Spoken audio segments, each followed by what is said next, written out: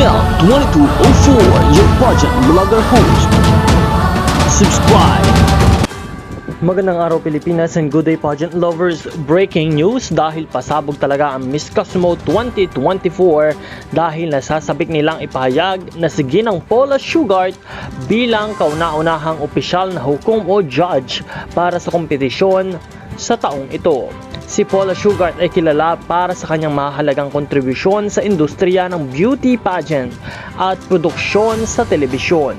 Siya ay nagsilbing Pangulo o President ng Miss Universe Organization kung saan siya ay may mahalagang papel sa paghuhubog ng pandaigdigang komunidad ng pageant. Ang kanyang karanasan ay hindi lamang limitado sa pageantry, kundi pati na rin sa produksyon ng mga palabas para sa mga pangunahing network tulad ng ABC, NBC, MTV at Columbia Pictures.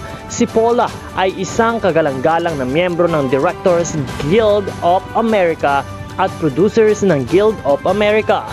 Bukod sa kanyang kasanayan sa produksyon, si Paula Shugart ay may hawak ng ilang prestihiyosong posisyon at tumanggap ng maraming parangal. Siya ay miyembro ng Dean's Advisory Council sa Ohio University Scripps College of Communication at nakatanggap ng Medal of Merit para sa kahusayan sa entertainment at television production.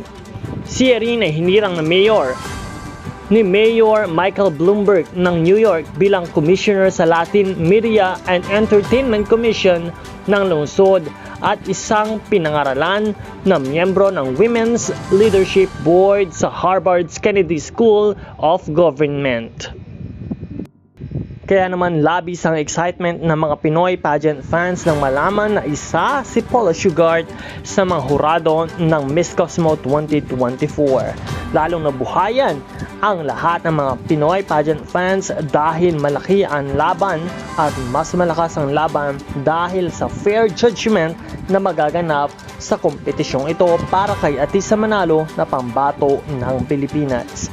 Huwag kalimutan na mag-subscribe dahil marami pa tayong mga update na ibibigay.